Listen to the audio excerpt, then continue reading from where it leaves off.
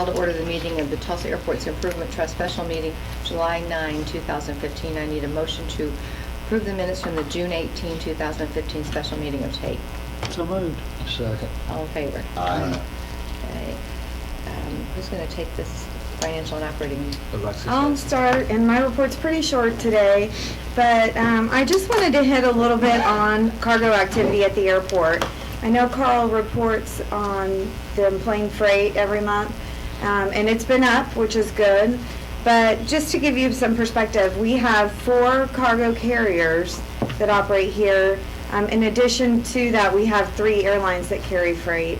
And together, let's see here, you can see on this map, we're the blue lines. I mean, we do a substantial amount of freight in and out of our airport, and I think that's a reflection of a lot of things that are a little unique. One is our location. Oklahoma City, of course, is closer to I-35, but there's a lot of manufacturing activity that takes place here too, and with the development of e-commerce, I think, especially with the Macy's Center coming online, which we'll see a big hit, I think, around the holidays especially, these numbers are just going to continue to go up.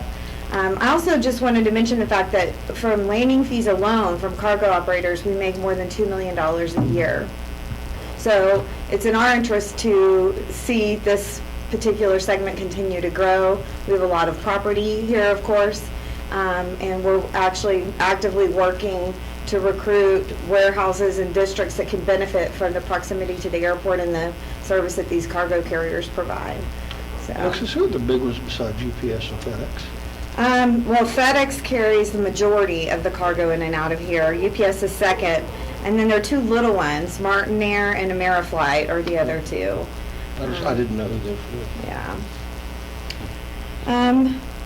So I just wanted to hit on that. I mean, I don't know if there's anything you want to add, but we did on this picture that I had here. It was unique. A couple days ago, we had, we've had for a couple times now, an extra FedEx plane parked over on the ramp there by UPS, and the Antonov, you know, does land here from time to time. We aren't seeing it as much as we used to, but it carries the larger, more time-sensitive pieces that need to go overseas. It shows up it's an event. I just wanted to highlight our ambassador event too that we held yesterday. It was their 20th anniversary. It was a lot of fun. One of the things I did was share with them the fact that in the course of 20 years we've had 64 million passengers come through the terminal building. We know from surveys that they answer about 4% of the passengers' questions. 4% of our passengers go up to the desk and ask a question, which is about 2.5 million questions over 20 years. It was a lot of fun yesterday. It was at the Mayo Hotel, and then we had our official, 20-year picture taken yesterday as well. They have logged 380,000 hours since they started volunteering here. So quite an impressive group of people. And that is my short and sweet report. I'll just add that we don't have all of our numbers yet for June. We anticipate it will be a pretty good month. Our parking lot filled up several times. We had to go overflow into our garage, so we've been very busy in the month of June, and so it's been a busy summer. And July is going to be busy. I mean, last July, we had that record month. There are 2 sporting events that are taking place in July in Tulsa that are going to bring people in. And then there's the Center of the Universe Festival too, which I think is more of a regional event, but it does bring some performers and people in for that too. So we're excited about July. As soon as we have the passenger and the financials, we'll send that out to all of you. Thank you. Okay. Real quick, while on parking, parking garage project started on Monday morning. The construction did first thing, so that's underway. Do I need to go move my car? I'm sure it'll be fine. Okay. We'll get you out of here quick and limit the exposure. Demolition, big thing we've got started. and we're working on the ramp at the far west end of the parking garage first. The contractor's starting off doing demolition at night. I mean, they're starting at like 5 or 6 o'clock in the evening and working until early the next morning, just to try and avoid as much of the busy time as possible, just because of the noise and one thing or another. So they're already working with us, something we hadn't anticipated that they would do, but they volunteered and started doing that. So That's nice. we're off to the races. Good, thank you. And our time frame is 2 years? Year and a half? 14 months, 14. but 18 months by the time we, 18. weather delays and what, I'm sure 18 months is a good figure. Build so- in a lot of rain. Yeah, yeah. Yeah. Seems to be wet this year. Mhm. Okay, thank you. So we'll move on then to 2B, and I think Alexis has that. Yes, item 2B is to approve an amendment to the rate card for our in-house advertising program rates. So as we have taken on this program, it was interesting because Clear Channel didn't have a rate card. We were required to have a rate card so that we can publish our rates. There are several locations that we needed to add, and as we go, you probably will see us adding things again. In your book, Lisa, where is it at? In the attachments? Last page of the TAIT attachments. There is an updated rate card. The only thing that we added are the orange lines. So it's just to add those 4 locations. We renamed the one down in the waiting area to backlit displays. So we need your approval in order to implement these rates. Second page. Second It's the page. second page. Second page. Okay, thanks. Under attachments. Yeah. And Alexis, why don't you just update the board on how we're doing status-wise? Yeah, so the next item is for you to approve some agreements, and I can go ahead and do that one too. Item 2C is to approve the second, I'm sorry, that's not the next item, Yeah. that's a couple items down. But we're doing well, so let's just say that. It's been busy because we have had to go out and buy some fixtures, and those come in either today or tomorrow. We're going to get them installed as quickly as possible, especially for those locations that we have contracts on. You're going to approve a little later on in the agenda 6 agreements that we already have all signed and ready to go. We have another 10 agreements that are pending. Once the fixtures are up and going, those will be finalized. So we're making a lot of progress. There's a lot of interest. Energy, education, and casinos, gaming are the 3 big ones. So, Move approval to the... Awesome. Second. All in favor? Aye. Okay, thank you. Elevators. And item 2C is to approve the second of 4 annual renewals with Schindler Elevator in the amount not to exceed $85,000. This is actually be effective in the middle of August is the cycle time on these contracts. It's basically what we use for preventive maintenance and repair to the elevators and escalators for all of the buildings we own. So, Okay. Questions? Motion? Move approval to C. Second. All in favor? Okay, we get to skip down to change orders. yeah, and we've got a series of change orders. These are all related to the Concourse A renovation project, and all but one of them are simply doing end-of-project closeouts, where we've got some leftover contingency that we need to zero out, so we're just taking that out of these projects. The one that's different, and I'll start with it, and then I'll go back and read the other ones. I think we can take all of these at one time, but on the top of, top of page 4, item 3D7, is change order number 2 with Choctaw Defense Services in the amount of $7,677.73. This is an addition for some cabling that we need to do that got left out of the plans to connect some of the systems on the B concourse. I know this is backwards, but we're retrofitting a little bit of the B to make it match what we're doing on A as far as connecting the boarding bridges to our building automation system. And it turned out we left out some of the cabling in the plans and specs that we need to add in. So this adds that to go ahead and make that connection. Everything else you'll see is a deduct where we're taking something out. So let me just start with 3D1 is change order number 4. This is with Contech for concrete work. It's a deduct of $1,269. 3D2 is change order number 1.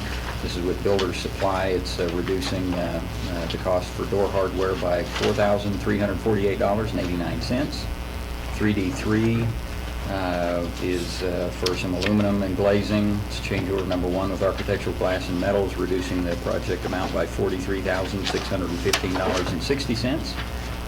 3D4 is change order number 1. This is for carpet and floor tile and all commercial floors is the contractor. The reduction is $15,000. Change order number 1 with American Terrazzo for terrazzo work is a reduction of $3,186. Item 3D6 is with Mac Fire Systems. Their contract for fire protection in the building is a reduction of $6,413.50. And item 3D7, I mentioned the addition of $7,677.73 with Choctaw Defense for some cabling. 3D8, change order number 1 with Convergent Technologies, security and access control work. It's a reduction of $8,989.16. And the last one, item 3D9, is change order number 1. This is Advanced Work Zone that's doing the painting and all around on the outside of the pavement, the markings for the aircraft to follow. This is a reduction of $842. So again, these are all just closeout things where we built in a contingency into all of these, so we had an amount we could work with without bringing every little thing back to you guys. And this is what's left over that we're taking out.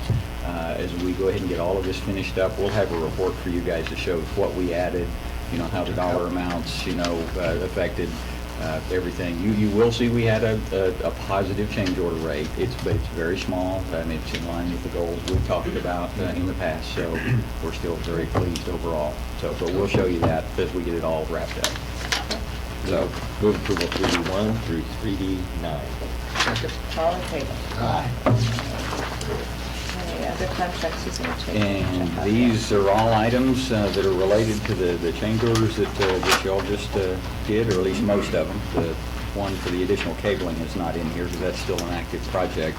But these are all accepting projects and doing the final closeout, allowing us to make the final payment on these contracts. And so if I can just read through them real quick, Absolutely. like we did the last batch. 3F1 is with Contech, again for concrete work. This will allow us to accept the project, make a final payment of $33,694.20.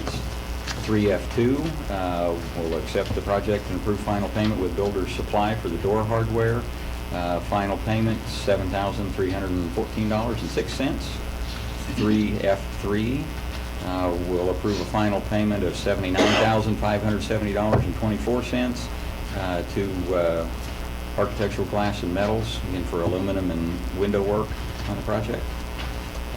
Item 3F4 is with all commercial floors, again carpet, tile, and flooring materials. This will accept the project and approve final payment of $28,327.50. 3F5 will approve final payment of $16,555 to American Terrazzo for the terrazzo work on the project. 3F6 with Mac Fire Systems. Again, fire protection is what's included in this project. Final payment will be $47,977.15.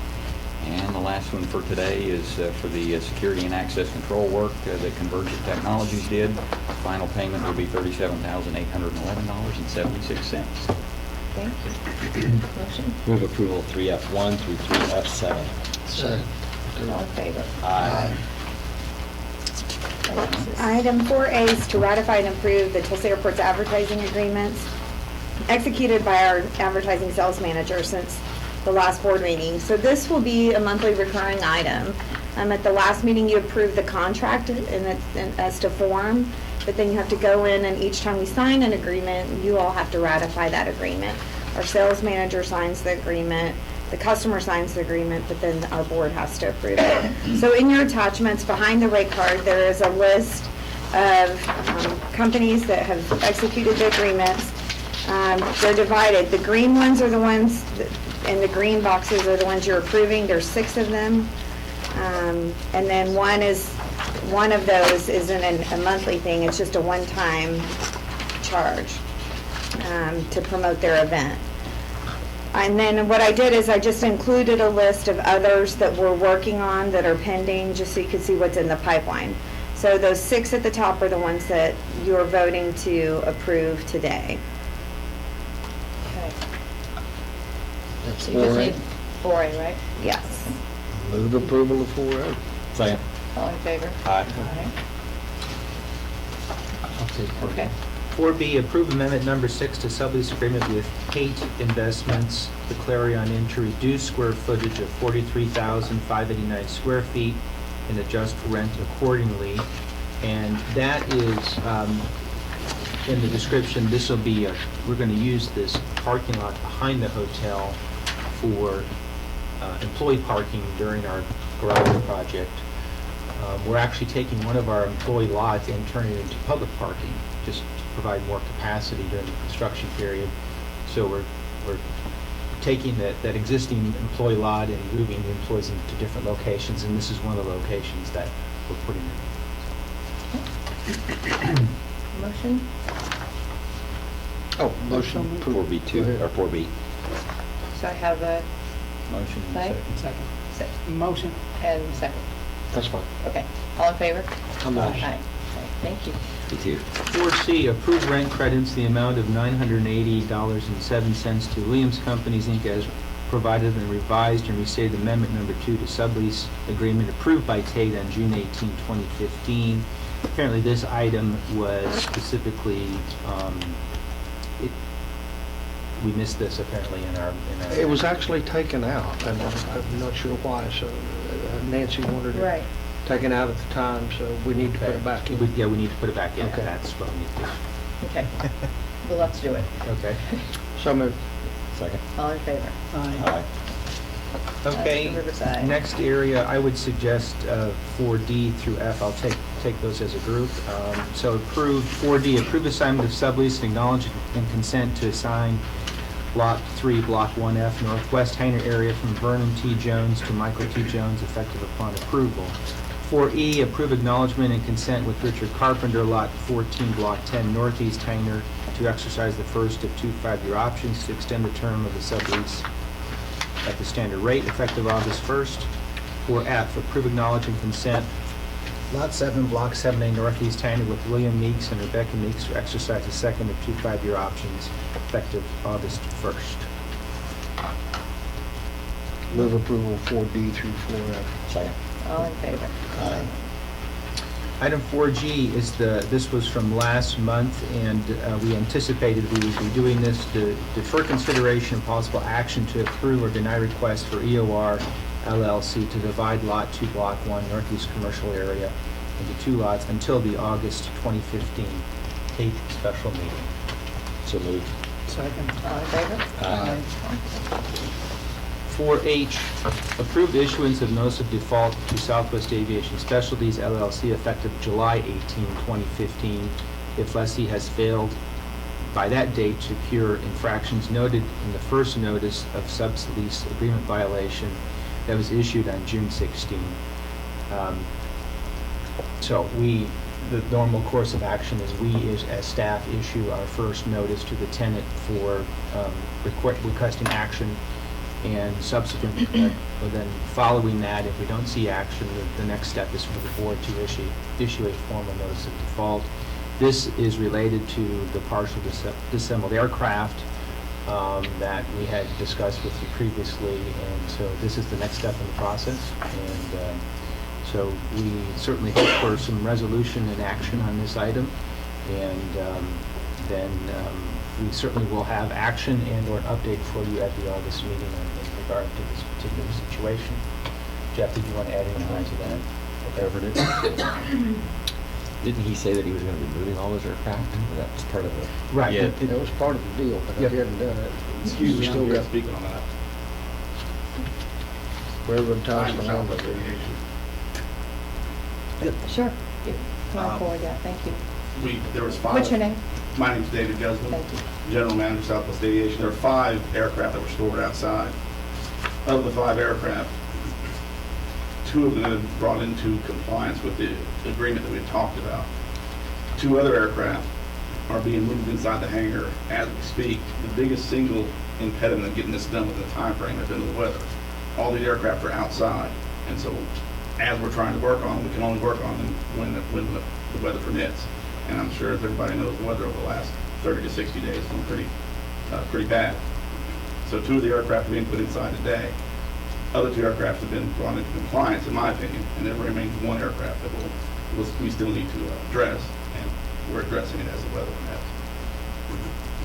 Okay. We'll have staff have a look at all of that as well. Okay. What's the time frame going forward? Well, we would be in compliance, in my opinion, in less than 30 days if the weather cooperates, which it appears it will be cooperating. What is compliance? We've issued it. What did we issue, Jeff? Well, let me just kind of read the letter that describes the ones that are outside. I mean, the moving the two aircraft inside is certainly a part of it. The other one that he's referring to, that Southwest Aviation Specialties will restore the three partially disassembled Gulfstream aircraft currently located on the east apron of this lot to the appearance of being airworthy within 30 days of this letter. The definition for appearance of airworthiness is based on what can be seen from a vehicle driving by the aircraft by an average person, one that does not have any special knowledge of aviation. So it's kind of a, at first glance, does the thing look like it's airworthy? Yeah. What about from an aircraft landing? The view, I'm getting calls on that. Yeah. And that would probably be a very similar kind of situation. I mean, obviously, an aircraft landing, looking out the window, you're going a lot faster, you're a little further away. Okay, you've got a little extra expertise, but you're looking at it from a further distance, higher speed, versus, again, just an average run-of-the-mill person driving by in a car that can look at these things at, from a little closer distance. Is there anything that just jumps out at you that says, that can't fly? That's basically what we're looking for. So. I'd hope they're first looking at the runway, though. Well, I would hope. Yeah. I think these were actually passengers. Okay. Yeah. So. Yeah. All right, so this is an interim agreement, I assume, between TAIT and It's a notice, not an agreement necessarily. Technically, it's just a notice to the tenant, and this is a notice of default. It gives a timeline. But it does not address the issue of continuing salvage operations at KRVS, does it? Well, the basic expectation is as long as they keep the aircraft with that airworthy, or that appearance of being airworthy, then it's acceptable within the terms of the lease and Title I that doesn't allow partially disassembled aircraft for more than 30 days, basically. Somebody can have on their lease for up to 30 days something that is partially disassembled. The idea is it's being worked on, not being stored and parted out. But part of the other agreement is if he goes beyond the 30 days, he will then immediately part those out. Dispose of them. Once they get to the stage where he can't keep them under that standard, then he will dispose of them. I'll go along with it based on staff's actions, but I disagree that it complies. Well, we'll have to have a look at that. And, we haven't Okay. agreed to. We haven't made any judgment. Staff has made an offer. Other than at this Accepted, and point. I'm not going to override it, but I don't agree that it Well, at this complies. point, it's not in compliance, and we're talking about. And this is the normal course of action that we're That's taking fine. any tenant. Yeah. And they seem to be trying to do what they can. I'm So okay. we can go ahead and vote on this item. Move Okay. approval for 8. All in favor? Aye. Okay, thank you. No other business? Well, Oh. a couple things, Okay. as long as we're here. Does you want to just brief the board on Concourse A grand opening? To get a heads up on that. I think we've sent some things out, but just Well, the grand opening date is August 14th. It's a Friday at 10:30. It was originally going to be July 15th, but we pushed it back just because we want it all to look really good if we're gonna have our friends out here. we're waiting for some So- furniture. We're still waiting for some Yeah. furniture. August what time? Furniture and some repairs. It's at 10:30. August 14th. We'll send a notice out. Yeah. But we just Okay. wanted to. I'll be sending an email invitation out probably early next week sometime. But the real focus of that is going to be on the military lounge. We've expanded it. We're furnishing it with new furnishings. We have the partnership with the Folds of Honor Foundation, and so it's going to be a big patriotic type of celebration. And then to focus on our stores and restaurants, they'll be providing samples of their products and just inviting the public, the guests, to go tour the facility and the highlights of the new facility. So. Okay. Second item, since we last met, we've been dealing with the air traffic control tower situation. As you know, we've kept you up to date on that, but just to kind of bring you up to speed at the moment. So it did start, the situation that we were dealing with was, there was essentially a toilet overflow in the break room that caused some problems, some water damage. We were then replacing some flooring. The contractor, or removing some flooring, the contractor used some solvent that created an air quality concern. So the controllers evacuated. The Tulsa Fire Department hazmat came out, cleared the area. They went back into the tower. They came back shortly thereafter and said they still had concerns. Ultimately, they brought a temporary tower down from Kansas City, and that's been in place here. It's about 2 weeks ago that this happened. Subsequently, right after the event, we brought our industrial environmental consultant in. They did an air quality test, which showed there was no air quality issues. The FAA did their own, and it came to the same conclusion. They have come to us and asked us to address some other issues with the tower as far as leakage, water intrusion, and we're working on that. Unfortunately, this week has not cooperated as far as, and that it involves replacing some caulking on windows and doing some patching on the roof. And so we've been hoping to do that this week, and obviously haven't made a lot of progress. So we should have a good start on that tomorrow, and they'll probably roll into next week. They gave us a pretty long list of things they'd like us to address. We're still going over some of those things, but if we can get some good weather here in the near term, we should get this taken care of. We are taking advantage of the situation in regards to another project. Because of where the temporary tower is located, they don't have sight of our west runway 18 right, and so that hasn't been available for use.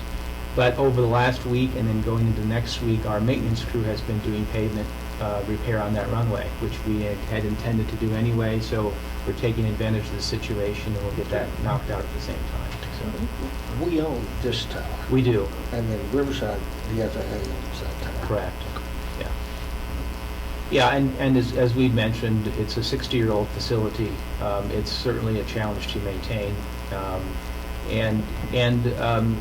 the federal government has lots of requirements, I'll put it that way. So it's a challenging situation for all of us. Don't want to belabor the point, but down the road, would they be willing to take it over and build a new tower?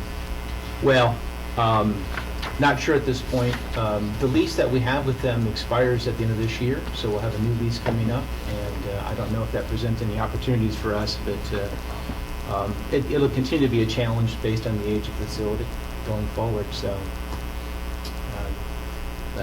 that's where we stand as of today. Okay. Okay, no other business shall we recess for TMAT?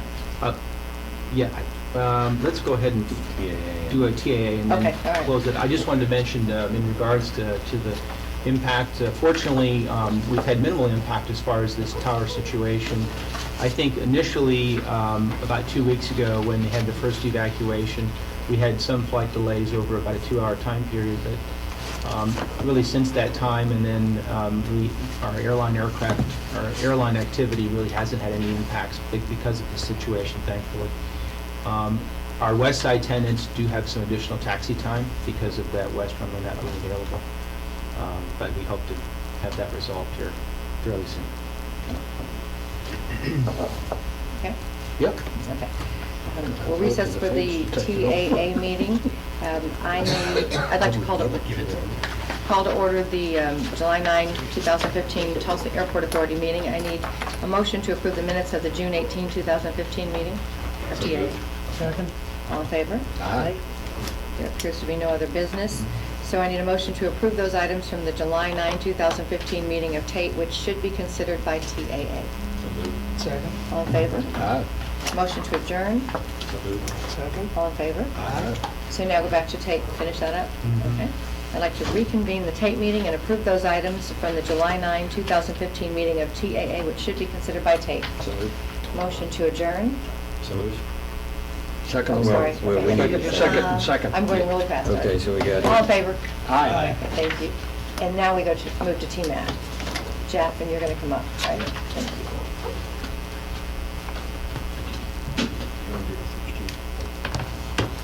Okay. I need to call to order the July 9, 2015 meeting of Tulsa Municipal Airport Trust. I need a motion to approve the minutes of the April 13, 2015 meeting of TMAT. So moved. Second. All in favor? Aye. And Jeff, you're going to take it. Okay, agenda item number 3 is to approve the selection of Clay Bird, Joe Robson, and Jeff Mulder to serve as an ad hoc review committee to review the responses to the request for proposals to conduct the financial audit of TMAT's financial statements for the fiscal year ended March 31, 2015, and make a recommendation to the trustees for the selection of auditors. Do you want to just give them a quick description? No, we don't. It's just a annual audit that we do, and Fine. American Airlines actually pays for the audit. so- Yes, right. Okay. I'll move it. Second it. All in favor? Aye. Motion to adjourn. So moved. Second. All in favor? Aye. Wow. 30, Record. we're actually 2 minutes late, so 34 minutes. Then we adjourn 8. We did. No, we're done. We adjourned all of them. She was going very fast. Sorry. I missed it. Sometimes.